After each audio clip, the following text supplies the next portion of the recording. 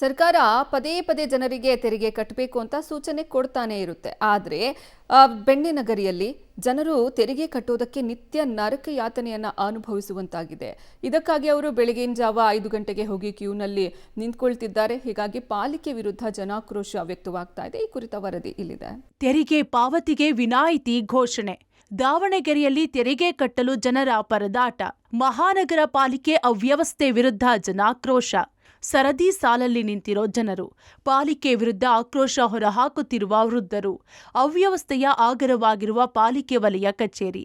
ಹೌದು, ಇದೆಲ್ಲ ಕಂಡುಬಂದಿದ್ದು ದಾವಣಗೆರೆ ಮಹಾನಗರ ಪಾಲಿಕೆಯ ರಾಜೀವ್ ಗಾಂಧಿ ಬಡಾವಣೆಯಲ್ಲಿರುವ ವಲಯ ಕಚೇರಿ ಬಳಿ. ದಾವಣಗೆರೆ ಮಹಾನಗರ ಪಾಲಿಕೆ ಬಾಕಿ ಉಳಿದಿರುವ ತೆರಿಗೆ ಕಟ್ಟಲು ಆದೇಶ ಹೊರಡಿಸಿದೆ. ಅದರಲ್ಲೂ ಏಪ್ರಿಲ್ 30ರೊಳಗೆ ತೆರಿಗೆ ಪಾವತಿ ಮಾಡಿದ್ರೆ ಶೇಕಡ 5ರಷ್ಟು ನಷ್ಟ ವಿನಾಯಿತಿ ಘೋಷಿಸಿದೆ. ಇದೇ ಕಾರಣಕ್ಕೆ ಜನರು ತೆರಿಗೆ ಕಟ್ಟಲು ಮುಂದಾಗಿದ್ದಾರೆ.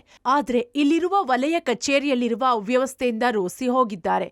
ದಿನಕ್ಕೆ 100 ಟೋಕನ್ಗಳನ್ನು ಮಾತ್ರ ನೀಡುತ್ತಿದ್ದು, ಟೋಕನ್ ಪಡೆದವರಿಗೆ ಮಾತ್ರ ತೆರಿಗೆ ಪಾವತಿಗೆ ಅವಕಾಶ ನೀಡಲಾಗ್ತಿದೆ. ಇನ್ನು ಟೋಕನ್ ಪಡೆಯಲು ಬೆಳಗಿನ ಜಾವ 5 ಗಂಟೆಯಿಂದಲೇ ಸರದಿ ಸಾಲಲ್ಲಿ ನಿಲ್ಲುವ ಪರಿಸ್ಥಿತಿ ಇದೆ. ಕಟ್ಟಿ ಬಿ ಖಾತೆ ತಗೊಳ್ಳಿಕ್ಕೆ ಬಂದೇವಿ.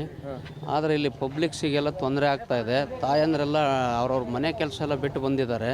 ಹಾಗಾಗಿ ಬೆಳಗ್ಗೆ ಆದಷ್ಟು ಬೇಗ ಇವರು ಈ ಕೌಂಟ್ರ್ ಜಾಸ್ತಿ ಮಾಡಿ ಸಾರ್ವಜನಿಕ ತೊಂದರೆ ಆಗೋದನ್ನು ತಪ್ಪಿಸ್ಬೇಕು ಅಂತ, ತೊಂದರೆ ಆಗದಾಗೆ ಅತಿ ಬೇಗ ಅವರು ಈಗೇನು 5% ಕೊಟ್ಟಿದಾರಲ್ಲ, ಅದನ್ನು ಇನ್ನೂ ಆದಷ್ಟು ಬೇಗ ಜನರಿಗೆ ಸಹಾಯ ಆಗೋ ರೀತಿಯಲ್ಲಿ, ಈಗ ತೊಂದರೆ ಆಗದ ರೀತಿಯಲ್ಲಿ ಕಂದಾಯವನ್ನು ಕಟ್ಟಿಸ್ಕೊಂಡು ಬಿ ಖಾತೆಯನ್ನು ಅತಿ ಜರೂರಾಗಿ ಕೊಡಬೇಕು ಅಂತೇಳಿ ನನ್ನ ವಿನಂತಿ. ಇನ್ನು ಸಾರ್ವಜನಿಕರು ತೆರಿಗೆ ಕಟ್ಟಲು ಮುಂದಾಗ್ತಿದ್ರು. ಪಾಲಿಕೆ ಅಧಿಕಾರಿಗಳು ಮಾತ್ರ ತೆರಿಗೆ ಜನರಿಗೆ ಸೌಕರ್ಯ ಮಾಡಿಕೊಟ್ಟಿಲ್ಲ.